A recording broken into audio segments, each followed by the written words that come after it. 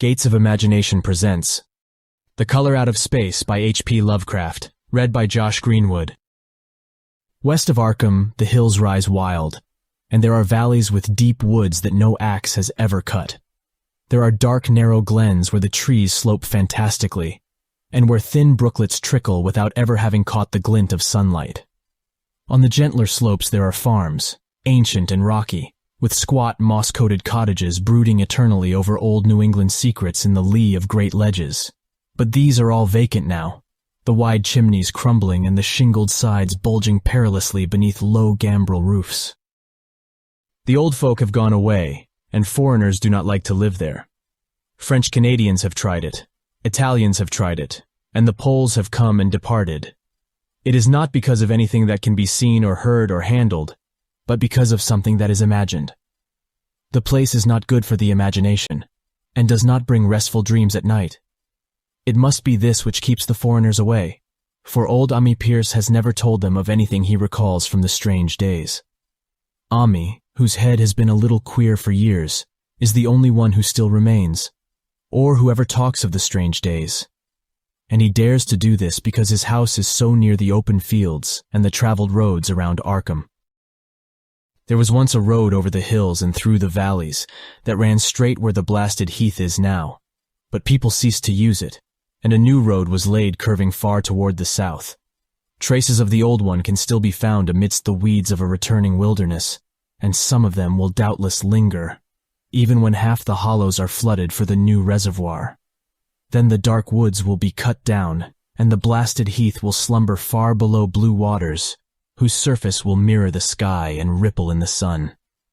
And the secrets of the strange days will be one with the deep secrets, one with the hidden lore of old ocean and all the mystery of primal earth.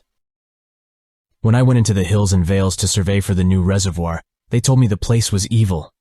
They told me this in Arkham, and because that is a very old town full of witch legends, I thought the evil must be something which grandams had whispered to children through centuries. The name Blasted Heath seemed to me very odd and theatrical, and I wondered how it had come into the folklore of a Puritan people. Then I saw that dark westward tangle of glens and slopes for myself, and ceased to wonder at anything besides its own elder mystery. It was morning when I saw it, but shadow lurked always there. The trees grew too thickly, and their trunks were too big for any healthy New England wood. There was too much silence in the dim alleys between them, and the floor was too soft with the dank moss and mattings of infinite years of decay. In the open spaces, mostly along the line of the old road, there were little hillside farms, sometimes with all the buildings standing, sometimes with only one or two, and sometimes with only a lone chimney or fast-filling cellar. Weeds and briars reigned, and furtive wild things rustled in the undergrowth. Upon everything was a haze of restlessness and oppression, a touch of the unreal and the grotesque, as if some vital element of perspective or chiaroscuro were awry. I did not wonder that the foreigners would not stay, for this was no region to sleep in. It was too much like a landscape of Salvator Rosa, too much like some forbidden woodcut in a tale of terror. But even all this was not so bad as the blasted heath. I knew it the moment I came upon it at the bottom of a spacious valley, for no other name could fit such a thing, or any other thing fit such a name. It was as if the poet had coined the phrase from having seen this one particular region. It must, I thought as I viewed it, be the outcome of a fire. But why had nothing new ever grown over those 5 acres of gray desolation that sprawled open to the sky like a great spot eaten by acid in the woods and fields? It lay largely to the north of the ancient road line, but encroached a little on the other side.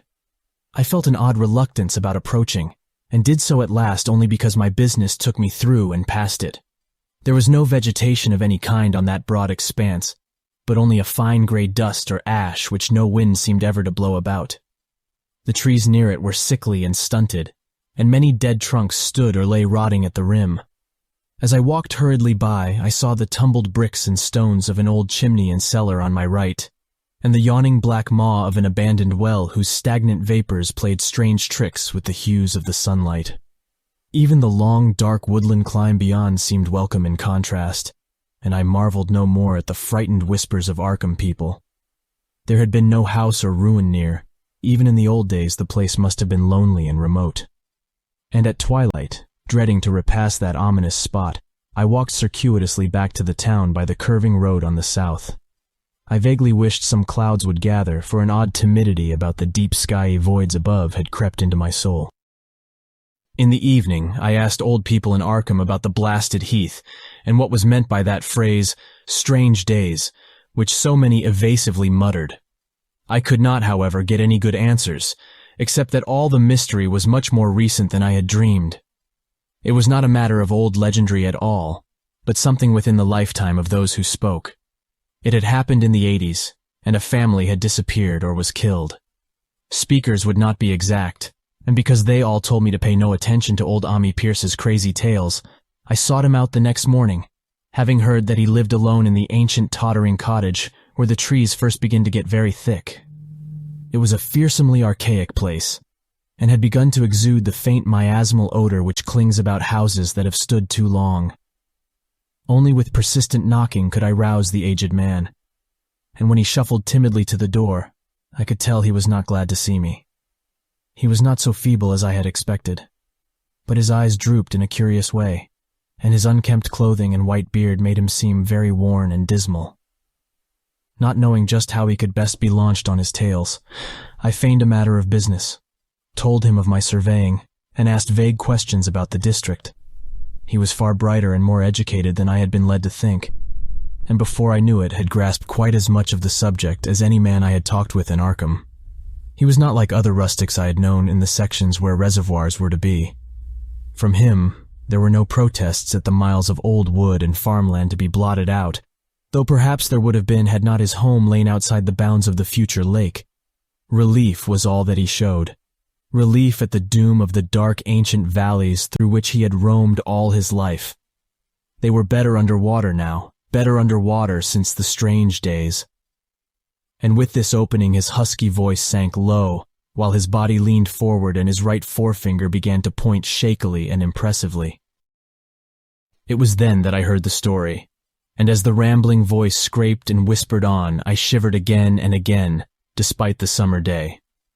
Often I had to recall the speaker from ramblings, piece out scientific points which he knew only by a fading parrot memory of professors' talk, or bridge over gaps where his sense of logic and continuity broke down. When he was done, I did not wonder that his mind had snapped a trifle, or that the folk of Arkham would not speak much of the blasted heath. I hurried back before sunset to my hotel, unwilling to have the stars come out above me in the open, and the next day returned to Boston to give up my position. I could not go into that dim chaos of old forest and slope again, or face another time that gray blasted heath where the black well yawned deep beside the tumbled bricks and stones. The reservoir will soon be built now, and all those elder secrets will be safe forever under watery fathoms. But even then I do not believe I would like to visit that country by night, at least not when the sinister stars are out, and nothing could bribe me to drink the new city water of Arkham. It all began, old Ami said, with the meteorite. Before that time there had been no wild legends at all since the witch trials, and even then these western woods were not feared half so much as the small island in the Miskatonic, where the devil held court beside a curious stone altar older than the Indians. These were not haunted woods, and their fantastic dusk was never terrible till the strange days. Then there had come that white noontide cloud, that string of explosions in the air, and that pillar of smoke from the valley far in the wood. And by night all Arkham had heard of the great rock that fell out of the sky and bedded itself in the ground beside the well at the Nahum Gardner place. That was the house which had stood where the blasted heath was to come. The trim white Nahum Gardner house amidst its fertile gardens and orchards. Nahum had come to town to tell people about the stone, and had dropped in at Ami Pierce's on the way. Ami was 40 then, and all the queer things were fixed very strongly in his mind. He and his wife had gone with the 3 professors from Miskatonic University who hastened out the next morning to see the weird visitor from unknown stellar space, and had wondered why Nahum had called it so large the day before. It had shrunk, Nahum said, as he pointed out the big brownish mound above the ripped earth and charred grass near the archaic well sweep in his front yard. But the wise men answered that stones do not shrink. Its heat lingered persistently, and Nahum declared it had glowed faintly in the night. The professors tried it with a geologist's hammer, and found it was oddly soft. It was in truth so soft as to be almost plastic, and they gouged rather than chipped a specimen to take back to the college for testing.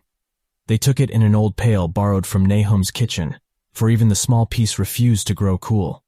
On the trip back, they stopped at Ami's to rest, and seemed thoughtful when Mrs. Pierce remarked that the fragment was growing smaller and burning the bottom of the pail.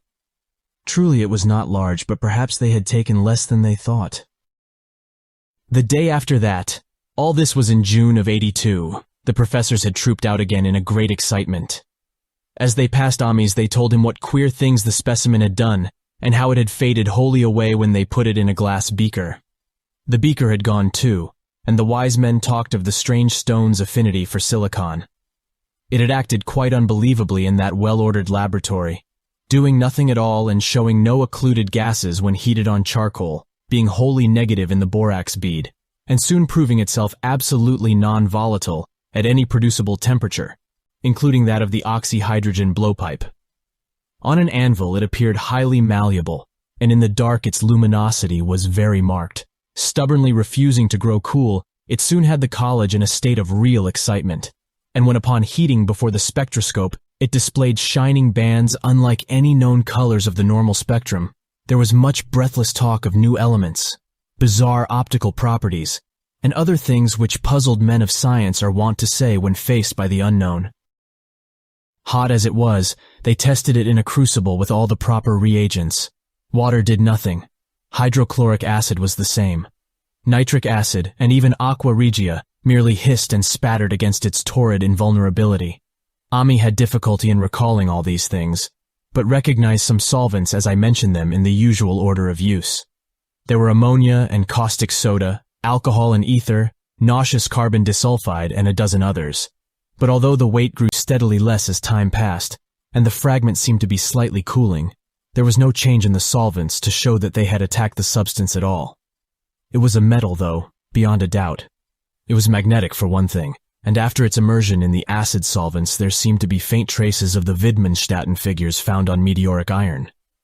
When the cooling had grown very considerable, the testing was carried on in glass, and it was in a glass beaker that they left all the chips made of the original fragment during the work.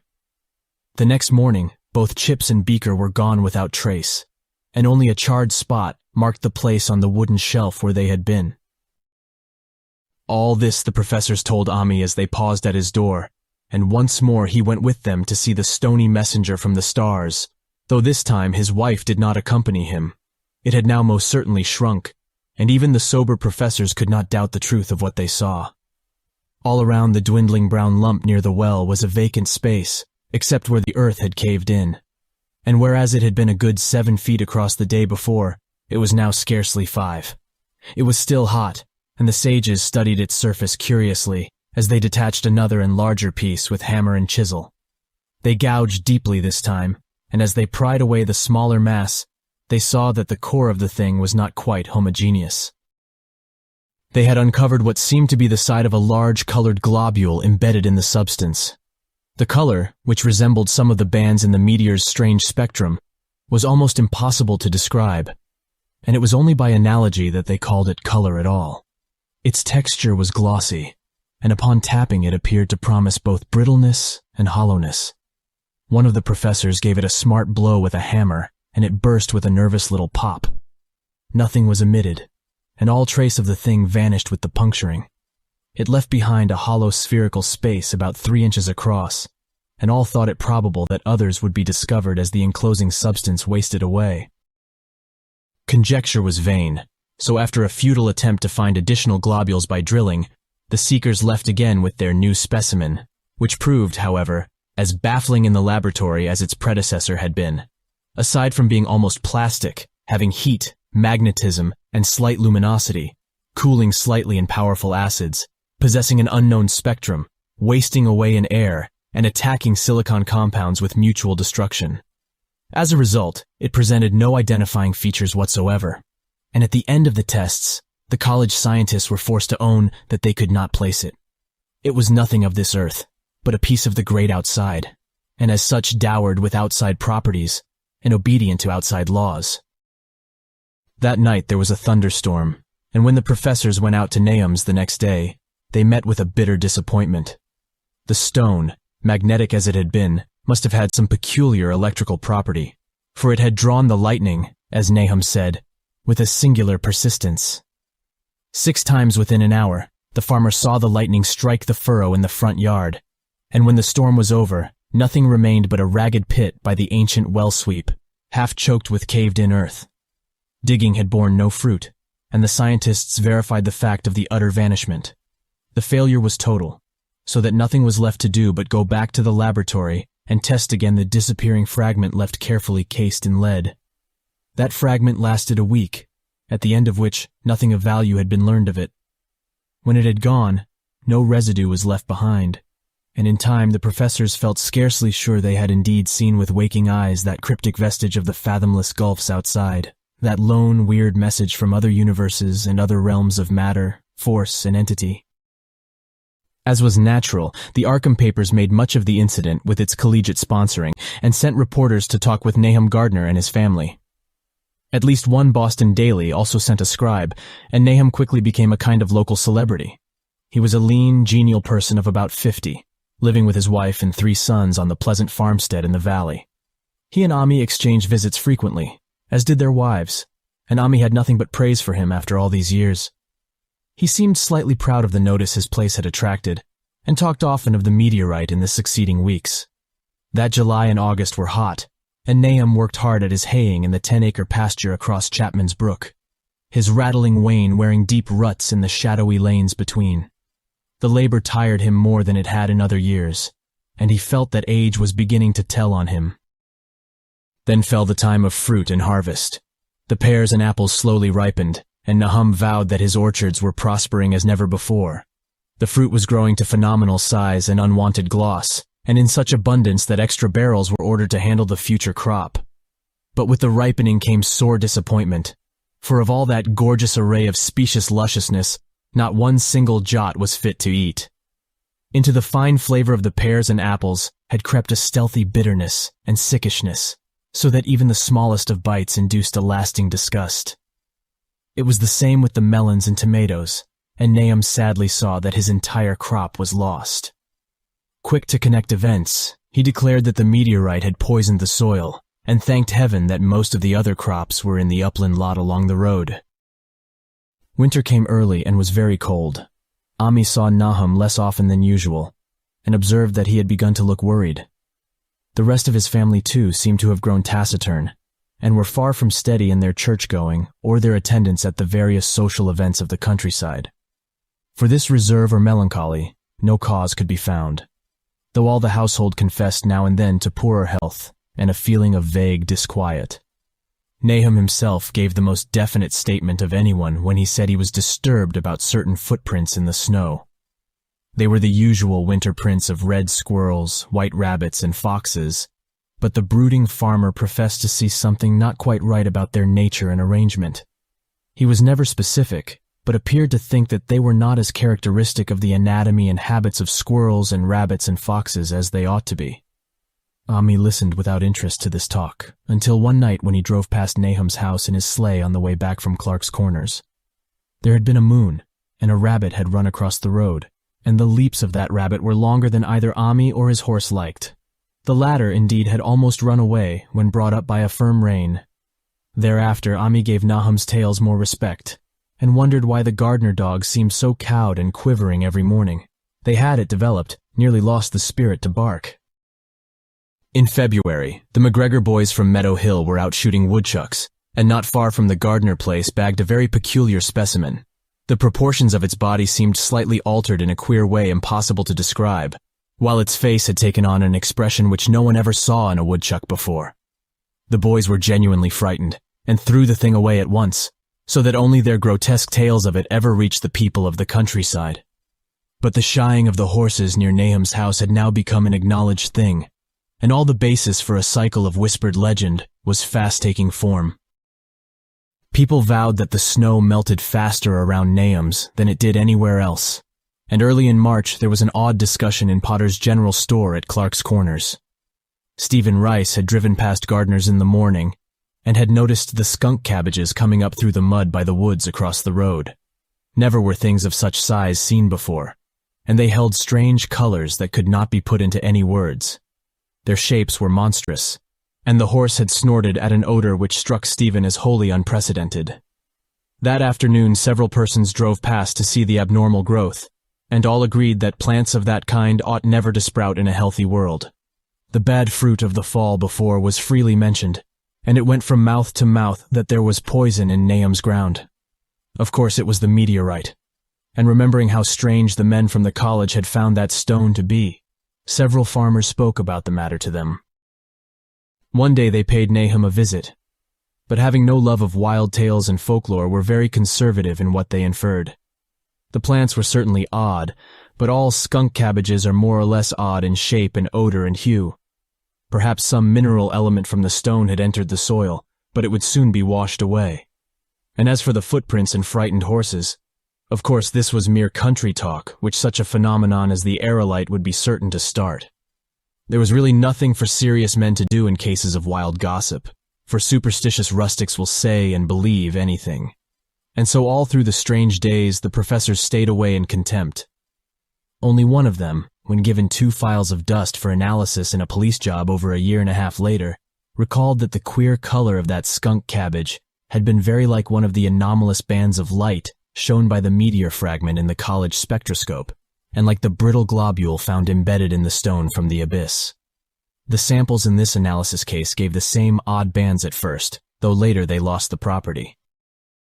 The trees budded prematurely around Nahum's, and at night they swayed ominously in the wind. Nahum's second son Thaddeus, a lad of 15, swore that they swayed also when there was no wind, but even the gossips would not credit this. Certainly, however, restlessness was in the air. The entire Gardner family developed the habit of stealthy listening, though not for any sound which they could consciously name. The listening was, indeed, rather a product of moments when consciousness seemed half to slip away. Unfortunately, such moments increased week by week, till it became common speech that something was wrong with all Nahum's folks. When the early saxifrage came out, it had another strange color, not quite like that of the skunk cabbage, but plainly related and equally unknown to anyone who saw it.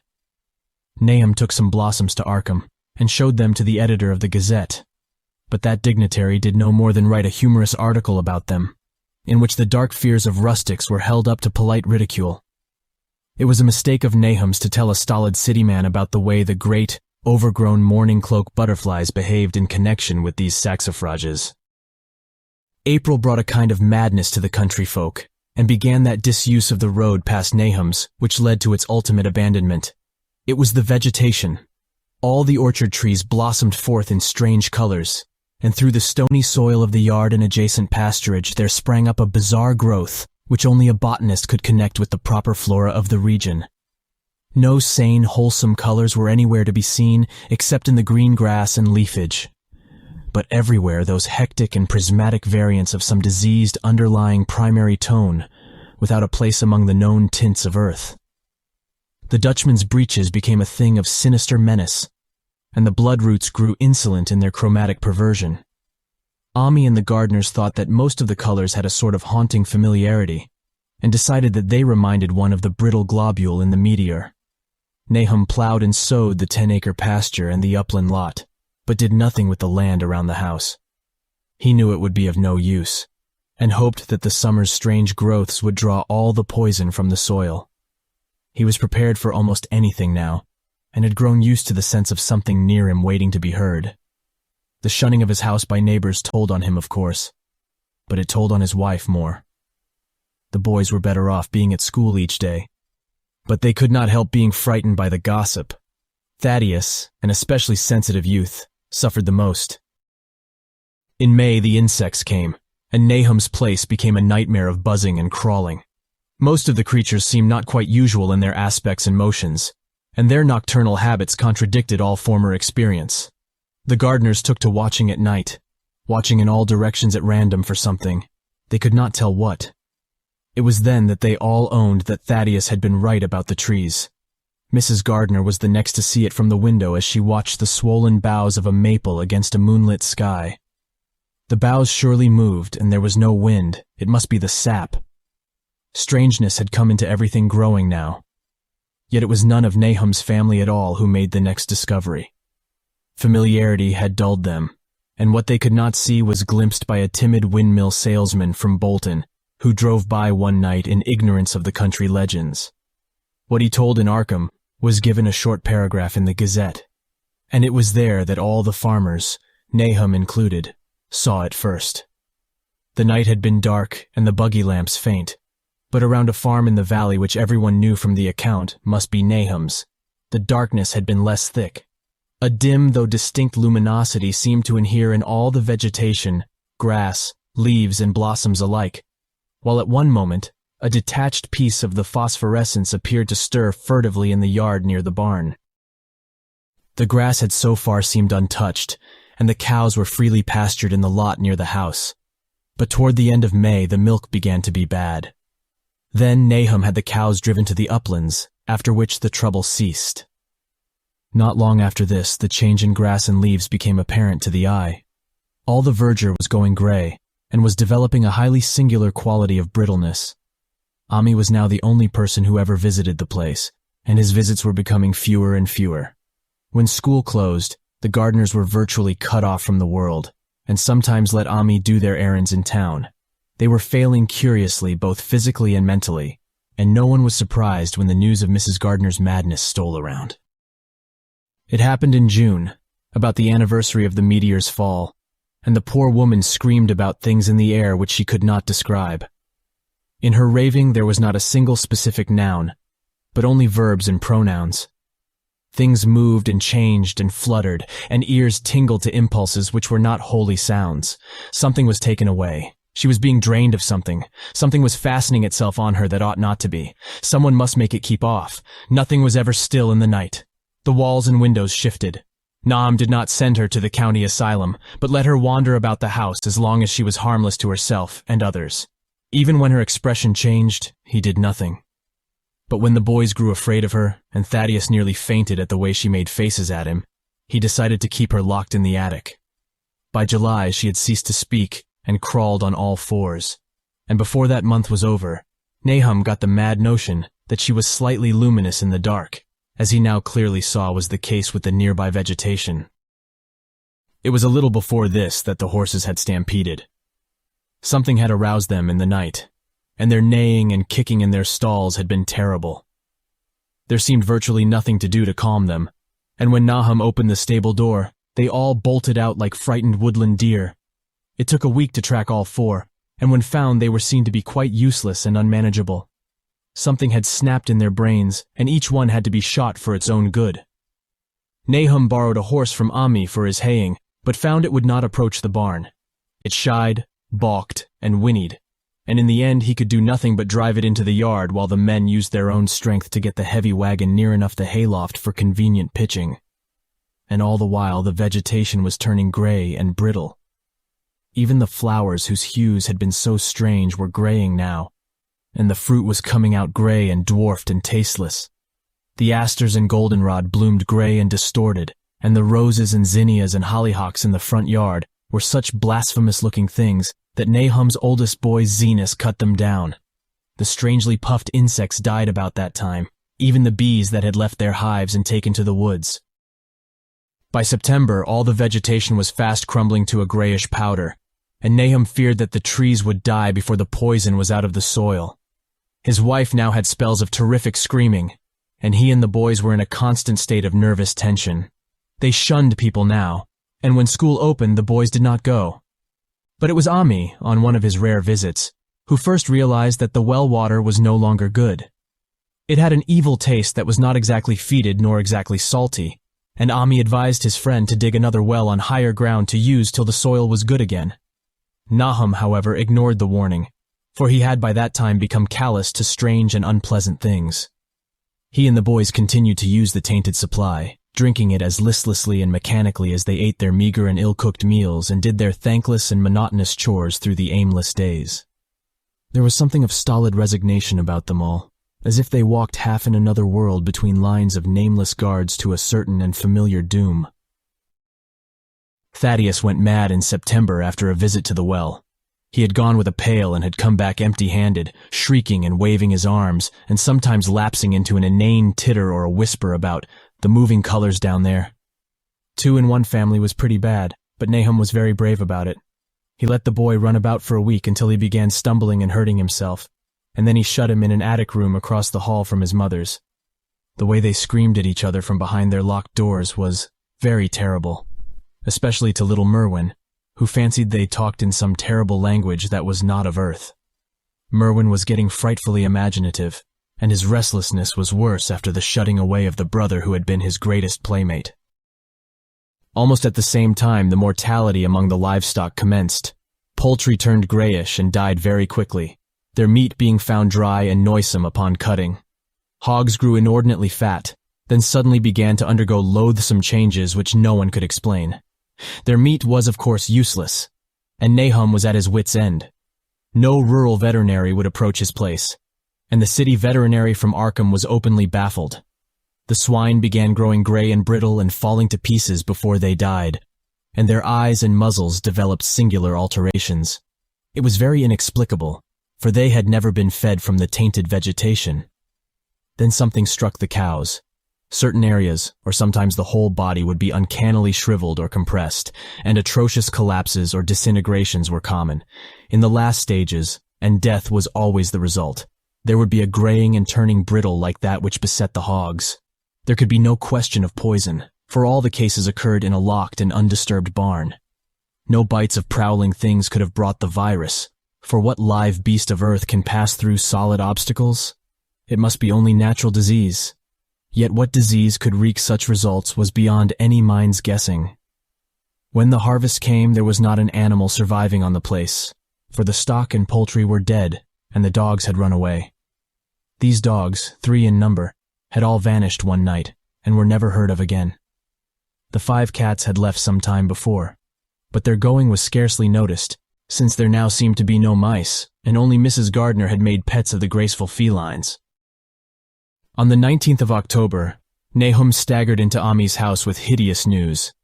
The death had come to poor Thaddeus in his attic room, and it had come in a way which could not be told. Nahum had dug a grave in the railed family plot behind the farm, and had put therein what he found. There could have been nothing from outside, for the small barred window and locked door were intact, but it was much as it had been in the barn. Ami and his wife consoled the stricken man as best they could, but shuddered as they did so. Stark terror seemed to cling round the Gardners and all they touched, and the very presence of one in the house was a breath from regions unnamed and unnameable. Ami accompanied Nahum home with the greatest reluctance, and did what he might to calm the hysterical sobbing of little Merwin. Zenas needed no calming. He had come of late to do nothing but stare into space and obey what his father told him, and Ami thought that his fate was very merciful. Now and then, Merwin's screams were answered faintly from the attic, and in response to an inquiring look, Nahum said that his wife was getting very feeble. When night approached, Ami managed to get away, for not even friendship could make him stay in that spot when the faint glow of the vegetation began, and the trees may or may not have swayed without wind. It was really lucky for Ami that he was not more imaginative. Even as things were, his mind was bent ever so slightly, but had he been able to connect and reflect upon all the portents around him, he must inevitably have turned a total maniac. In the twilight, he hastened home, the screams of the mad woman and the nervous child ringing horribly in his ears. 3 days later, Nahum lurched into Ami's kitchen in the early morning, and in the absence of his host, stammered out a desperate tale once more, while Mrs. Pierce listened in a clutching fright. It was little Merwin this time. He was gone. He had gone out late at night with a lantern and pail for water and had never come back. He'd been going to pieces for days and hardly knew what he was about. Screamed at everything. There had been a frantic shriek from the yard then, but before the father could get to the door, the boy was gone. There was no glow from the lantern he had taken, and of the child himself, no trace. At the time, Nahum thought the lantern and pail were gone too.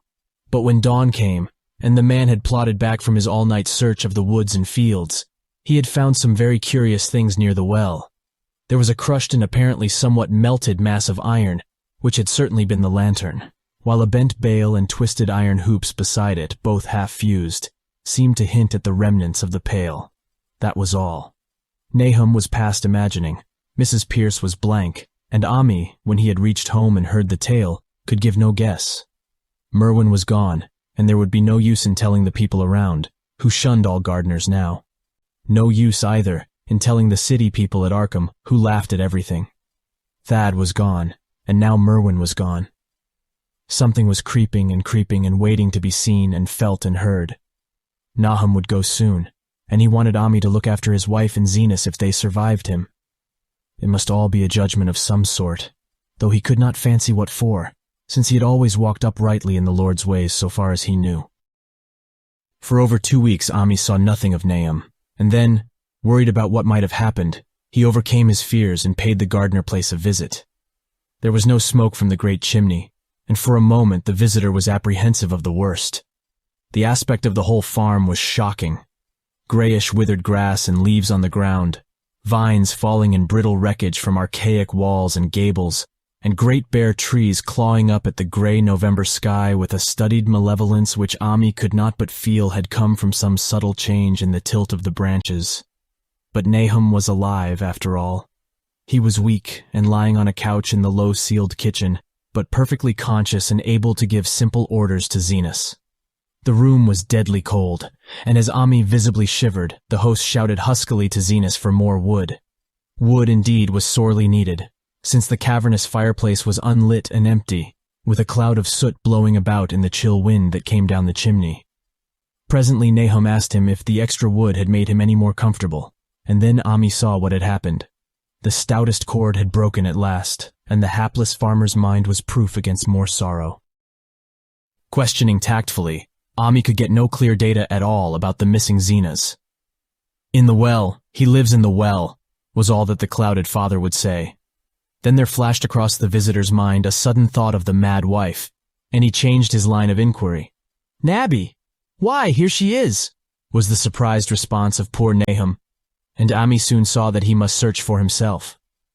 Leaving the harmless babbler on the couch, he took the keys from their nail beside the door and climbed the creaking stairs to the attic. It was very close and noisome up there, and no sound could be heard from any direction. Of the 4 doors in sight, only one was locked, and on this he tried various keys on the ring he had taken. The 3rd key proved the right one, and after some fumbling, Ami threw open the low white door. It was quite dark inside, for the window was small and half obscured by the crude wooden bars, and Ami could see nothing at all on the wide-planked floor. The stench was beyond enduring, and before proceeding further he had to retreat to another room and return with his lungs filled with breathable air.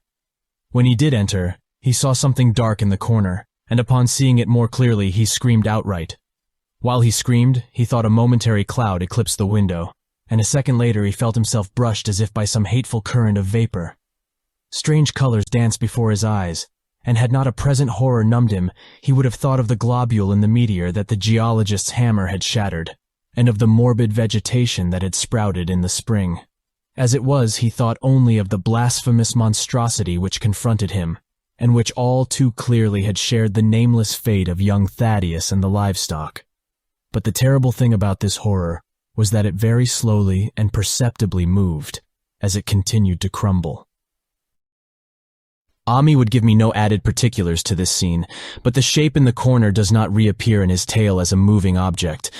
There are things which cannot be mentioned, and what is done in common humanity is sometimes cruelly judged by the law.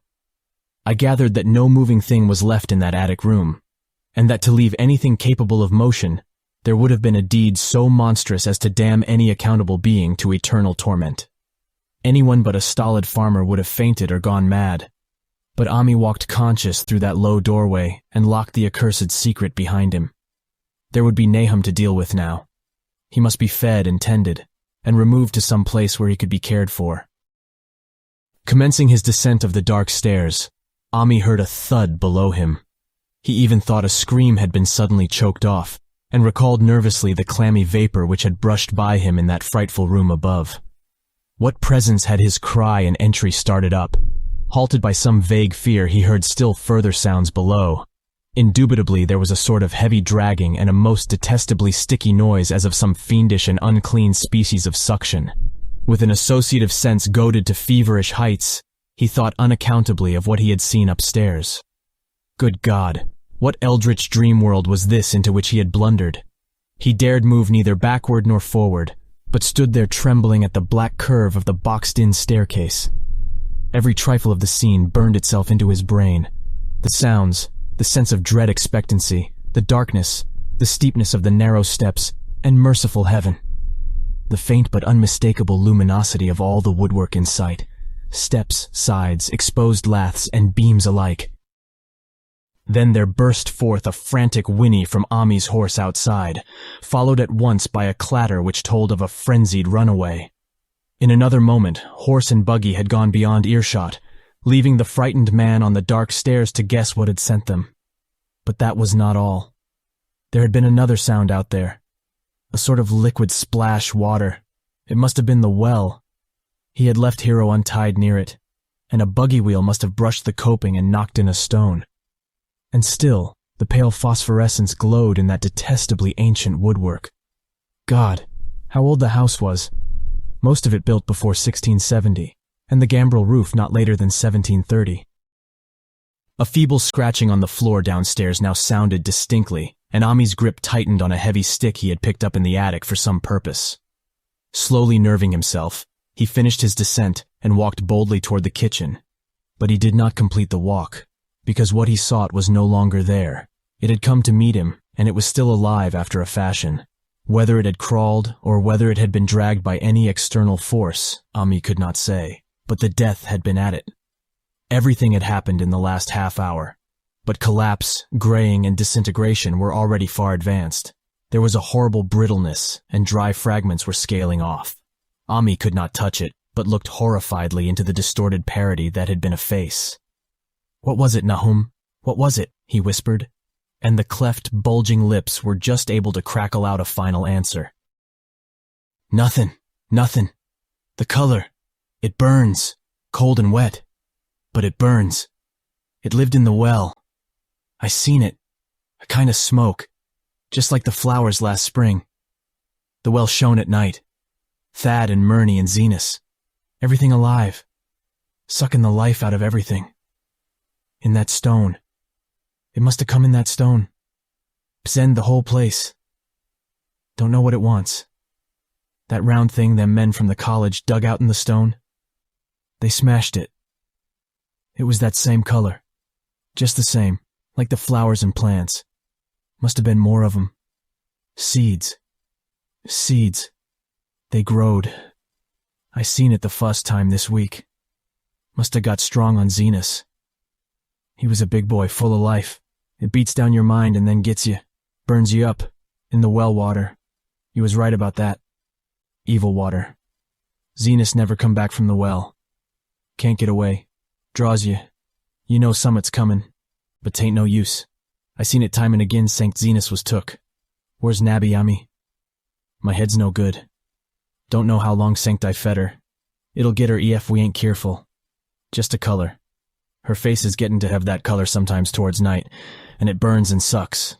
It come from some place where things ain't as they is here. One of them professors said so. He was right. Look out, Ami. It'll do suthin' more. Sucks the life out. But that was all. That which spoke could speak no more because it had completely caved in. Ami laid a red checked tablecloth over what was left and reeled out the back door into the fields. He climbed the slope to the 10-acre pasture and stumbled home by the north road in the woods. He could not pass that well from which his horse had run away.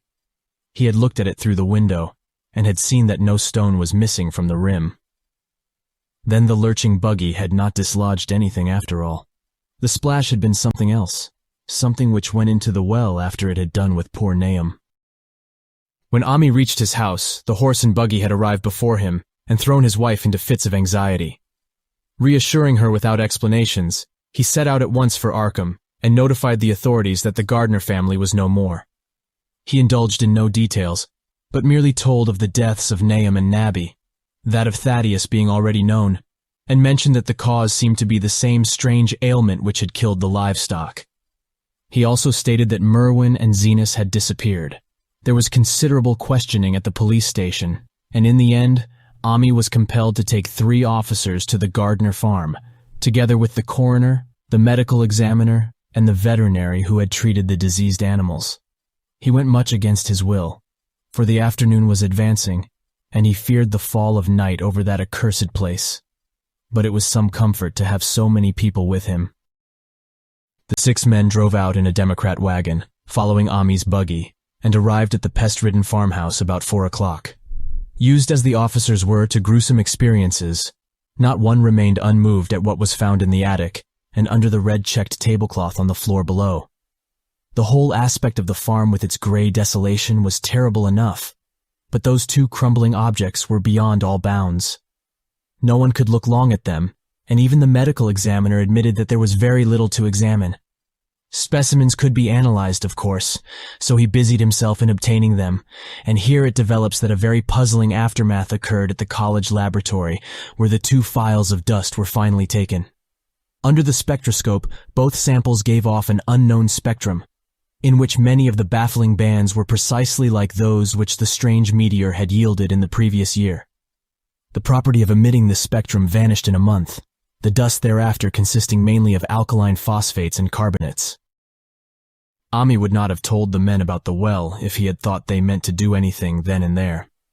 It was getting towards sunset, and he was anxious to be away, but he could not help glancing nervously at the stony curb by the great sweep. And when a detective questioned him, he admitted that Nahum had feared something down there. So much so that he had never even thought of searching it for Merwin or Zenas. After that, nothing would do but that they empty and explore the well immediately, so Ami had to wait trembling while pail after pail of rank water was hauled up and splashed on the soaking ground outside. The men sniffed in disgust at the fluid, and toward the last held their noses against the feeder they were uncovering. It was not so long a job as they had feared it would be, since the water was phenomenally low.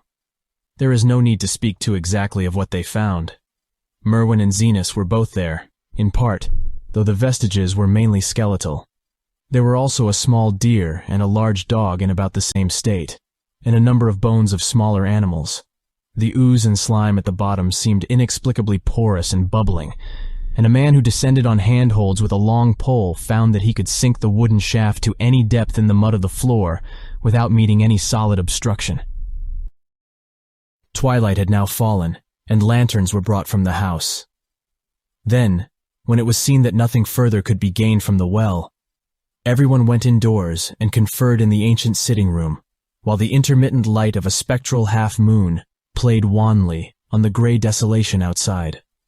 The men were frankly nonplussed by the entire case, and could find no convincing common element to link the strange vegetable conditions, the unknown disease of livestock and humans, and the unaccountable deaths of Merwin and Zenas in the tainted well.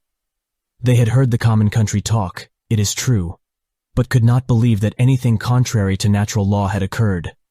No doubt the meteor had poisoned the soil, but the illness of persons and animals who had eaten nothing grown in that soil was another matter. Was it the well water?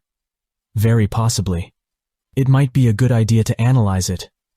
But what peculiar madness could have made both boys jump into the well? Their deeds were so similar, and the fragments showed that they had both suffered from the gray, brittle death. Why was everything so gray and brittle? It was the coroner, seated near a window overlooking the yard, who first noticed the glow about the well. Night had fully set in, and all the abhorrent grounds seemed faintly luminous with more than the fitful moonbeams. But this new glow was something definite and distinct, and appeared to shoot up from the black pit like a softened ray from a searchlight, giving dull reflections in the little ground pools where the water had been emptied. It had a very queer color, and as all the men clustered round the window, Ami gave a violent start. For this strange beam of ghastly miasma was to him of no unfamiliar hue. He had seen that color before, and feared to think what it might mean.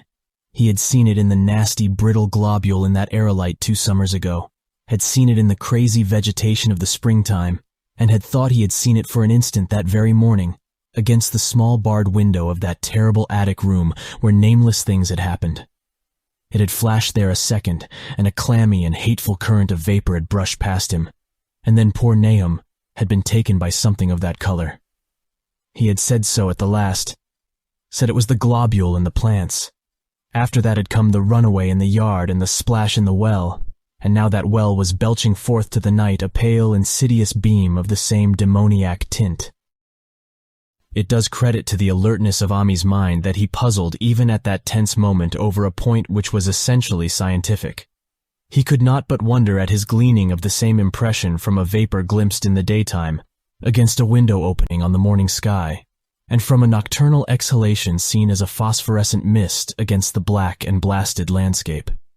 It wasn't right. It was against nature. And he thought of those terrible last words of his stricken friend. "It come from some place where things ain't as they is here. One of them professors said so." All 3 horses outside, tied to a pair of shriveled saplings by the road, were now neighing and pawing frantically.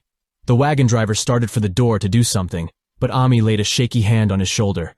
"Don't go out there," he whispered. "There's more to this nor what we know. Nahum said something lived in the well that sucks your life out. He said it must be summit growed from a round ball like one we all seen in the meteor stone that fell a year ago June. Sucks and burns," he said, "and is just a cloud of color like that light out there now, that you can hardly see and can't tell what it is. Nahum thought it feeds on everything living and gets stronger all the time. He said he's seen it this last week. It must be something from away off in the sky like the men from the college last year says the meteor stone was. The way it's made and the way it works ain't like no way of God's world. It's summit from beyond." So the men paused indecisively as the light from the well grew stronger, and the hitched horses pawed and whinnied in increasing frenzy. It was truly an awful moment. With terror in that ancient and accursed house itself, 4 monstrous sets of fragments, 2 from the house and 2 from the well, in the woodshed behind, and that shaft of unknown and unholy iridescence from the slimy depths in front. Ami had restrained the driver on impulse, forgetting how uninjured he himself was after the clammy brushing of that colored vapor in the attic room. But perhaps it is just as well that he acted as he did. No one will ever know what was abroad that night, and though the blasphemy from beyond had not so far hurt any human of unweakened mind, there is no telling what it might not have done at that last moment, and with its seemingly increased strength and the special signs of purpose, it was soon to display beneath the half-clouded moonlit sky. All at once one of the detectives at the window gave a short, sharp gasp. The others looked at him, and then quickly followed his own gaze upward to the point at which its idle straying had been suddenly arrested. There was no need for words. What had been disputed in country gossip was disputable no longer, and it is because of the thing which every man of that party agreed in whispering later on that the strange days are never talked about in Arkham. It is necessary to premise that there was no wind at that hour of the evening. One did arise not long afterward, but there was absolutely none then. Even the dry tips of the lingering hedge mustard, gray and blighted, and the fringe on the roof of the standing Democrat wagon were unstirred. And yet amid that tense, godless calm, the high bare boughs of all the trees in the yard were moving. They were twitching morbidly and spasmodically, clawing in convulsive and epileptic madness at the moonlit clouds, scratching impotently in the noxious air as if jerked by some alien and bodiless line of linkage with subterrene horrors writhing and struggling below the black roots.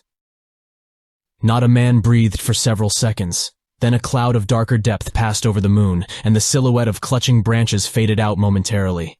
At this there was a general cry, muffled with awe but husky and almost identical from every throat, for the terror had not faded with the silhouette, and in a fearsome instant of deeper darkness the watchers saw wriggling at that treetop height 1,000 tiny points of faint and unhallowed radiance, tipping each bough like the fire of St. Elmo or the flames that came down on the apostles' heads at Pentecost.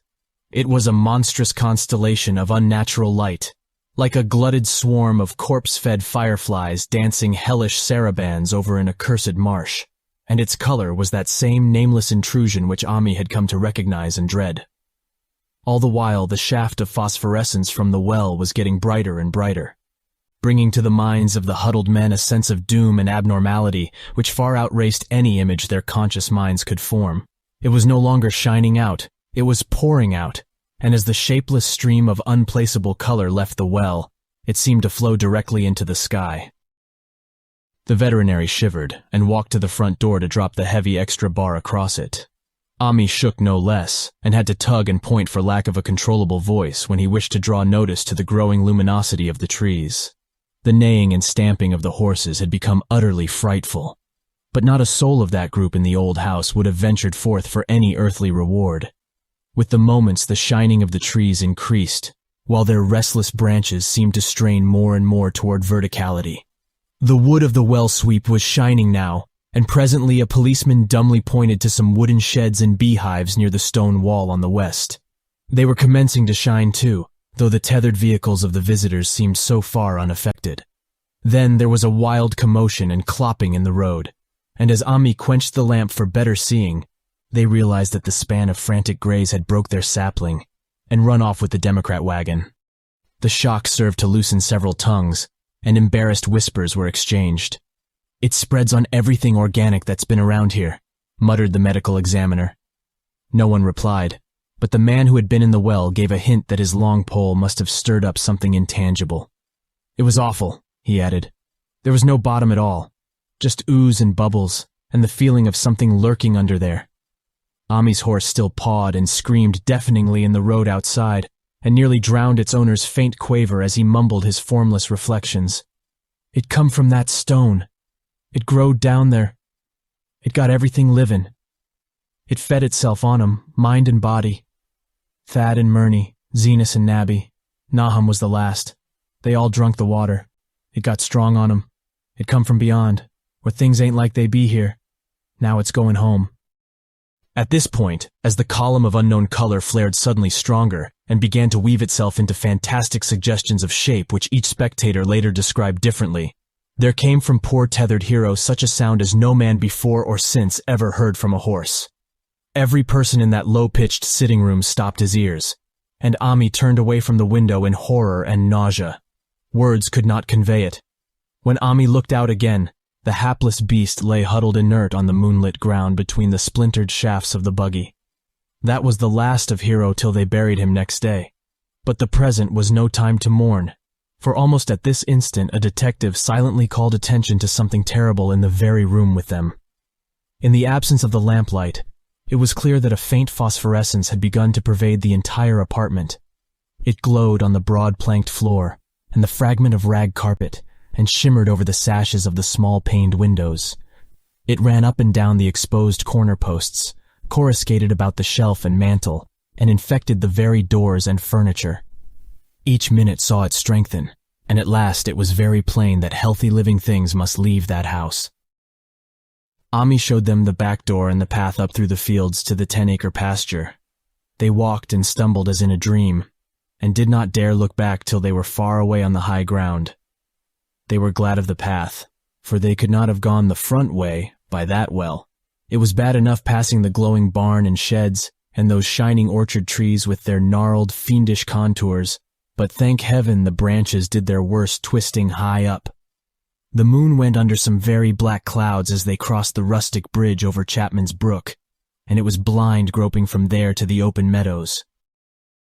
When they looked back toward the valley and the distant Gardner place at the bottom, they saw a fearsome sight. All the farm was shining with the hideous unknown blend of color. Trees, buildings, and even such grass and herbage as had not been wholly changed to lethal gray brittleness. The boughs were all straining skyward, tipped with tongues of foul flame, and lambent tricklings of the same monstrous fire were creeping about the ridgepoles of the house, barn, and sheds. It was a scene from a vision of Fuseli, and over all the rest reigned that riot of luminous amorphousness, that alien and undimensioned rainbow of cryptic poison from the well seething, feeling, lapping, reaching, scintillating, straining, and malignly bubbling in its cosmic and unrecognizable chromaticism. Then without warning, the hideous thing shot vertically up toward the sky like a rocket or meteor, leaving behind no trail and disappearing through a round and curiously regular hole in the clouds before any man could gasp or cry out. No watcher can ever forget that sight. And Ami stared blankly at the stars of Cygnus, Deneb twinkling above the others, where the unknown color had melted into the Milky Way. But his gaze was the next moment called swiftly to earth by the crackling in the valley. It was just that, only a wooden ripping and crackling, and not an explosion, as so many others of the party vowed. Yet the outcome was the same, for in one feverish, kaleidoscopic instant there burst up from that doomed and accursed farm a gleamingly eruptive cataclysm of unnatural sparks and substance, blurring the glance of the few who saw it, and sending forth to the zenith a bombarding cloudburst of such colored and fantastic fragments as our universe must needs disown. Through quickly reclosing vapors, they followed the great morbidity that had vanished, and in another second, they had vanished too. Behind and below was only a darkness to which the men dared not return, and all about was a mounting wind which seemed to sweep down in black, for gusts from interstellar space. It shrieked and howled and lashed the fields and distorted woods in a mad cosmic frenzy, till soon the trembling party realized it would be no use waiting for the moon to show what was left down there at Nahum's. Too awed even to hint theories, the 7 shaking men trudged back toward Arkham by the North Road. Ami was worse than his fellows and begged them to see him inside his own kitchen, instead of keeping straight onto town. He did not wish to cross the nighted, wind-whipped woods alone to his home on the main road. For he had had an added shock that the others were spared, and was crushed forever with a brooding fear he dared not even mention for many years to come. As the rest of the watchers on that tempestuous hill had stolidly set their faces toward the road, Ami had looked back an instant at the shadowed valley of desolation so lately sheltering his ill-starred friend, and from that stricken, faraway spot he had seen something feebly rise, only to sink down again upon the place from which the great shapeless horror had shot into the sky. It was just a color, but not any color of our earth or heavens, and because Ami recognized that color, and knew that this last faint remnant must still lurk down there in the well, he has never been quite right since. Ami would never go near the place again. It is over half a century now since the horror happened, but he has never been there, and will be glad when the new reservoir blots it out. I shall be glad too, for I do not like the way the sunlight changed color around the mouth of that abandoned well I passed. I hope the water will always be very deep, but even so, I shall never drink it. I do not think I shall visit the Arkham country hereafter. 3 of the men who had been with Ami returned the next morning to see the ruins by daylight. But there were not any real ruins, only the bricks of the chimney, the stones of the cellar, some mineral and metallic litter here and there, and the rim of that nefandous well. Save for Ami's dead horse, which they towed away and buried, and the buggy which they shortly returned to him, everything that had ever been living had gone. 5 eldritch acres of dusty gray desert remained, nor has anything ever grown there since. To this day, it sprawls open to the sky like a great spot eaten by acid in the woods and fields, and the few who have ever dared glimpse it in spite of the rural tales have named it the Blasted Heath. The rural tales are queer.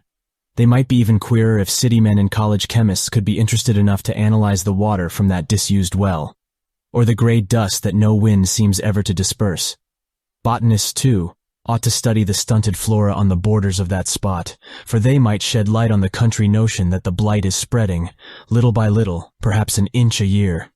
People say the color of the neighboring herbage is not quite right in the spring, and that wild things leave queer prints in the light winter snow. Snow never seems quite so heavy on the Blasted Heath as it is elsewhere. Horses, the few that are left in this motor age, grow skittish in the silent valley, and hunters cannot depend on their dogs too near the splotch of grayish dust. They say the mental influences are very bad too. Numbers went queer in the years after Nahum's taking, and always they lacked the power to get away. Then the stronger-minded folk all left the region, and only the foreigners tried to live in the crumbling old homesteads. They could not stay, though, and one sometimes wonders what insight beyond ours their wild, weird stores of whispered magic have given them. Their dreams at night, they protest, are very horrible in that grotesque country, and surely the very look of the dark realm is enough to stir a morbid fancy. No traveler has ever escaped a sense of strangeness in those deep ravines, and artists shiver as they paint thick woods, whose mystery is as much of the spirit as of the eye. I myself am curious about the sensation I derived from my one lone walk before Ami told me his tale. When twilight came, I had vaguely wished some clouds would gather, for an odd timidity about the deep skyey voids above had crept into my soul. Do not ask me for my opinion. I do not know, that is all. There was no one but Ami to question, for Arkham people will not talk about the strange days, and all 3 professors who saw the aerolite and its colored globule are dead. There were other globules, depend upon that. One must have fed itself and escaped, and probably there was another which was too late. No doubt it is still down the well. I know there was something wrong with the sunlight I saw above that miasmal brink. The rustics say the blight creeps an inch a year, so perhaps there is a kind of growth or nourishment even now. But whatever demon hatchling is there, it must be tethered to something or else it would quickly spread. Is it fastened to the roots of those trees that claw the air? One of the current Arkham tales is about fat oaks that shine and move as they ought not to do at night. What it is, only God knows. In terms of matter, I suppose the thing Ami described would be called a gas, but this gas obeyed laws that are not of our cosmos. This was no fruit of such worlds and suns as shine on the telescopes and photographic plates of our observatories. This was no breath from the skies whose motions and dimensions our astronomers measure or deem too vast to measure. It was just a color out of space, a frightful messenger from unformed realms of infinity beyond all nature as we know it, from realms whose mere existence stuns the brain and numbs us with the black extracosmic gulfs it throws open before our frenzied eyes. I doubt very much if Ami consciously lied to me, and I do not think his tale was all a freak of madness as the townfolk had forewarned. Something terrible came to the hills and valleys on that meteor, and something terrible, though I know not in what proportion, still remains. I shall be glad to see the water come. Meanwhile, I hope nothing will happen to Ami. He saw so much of the thing, and its influence was so insidious. Why has he never been able to move away? How clearly he recalled those dying words of Nahum's, "Can't get away, draws you. You know summit's comin', but 'tain't no use." Ami is such a good old man. When the reservoir gang gets to work, I must write the chief engineer to keep a sharp watch on him. I would hate to think of him as the gray, twisted, brittle monstrosity which persists more and more in troubling my sleep. Thank you for listening. If you like our recordings, consider liking this video and subscribing to our channel so you don't miss any more audiobooks.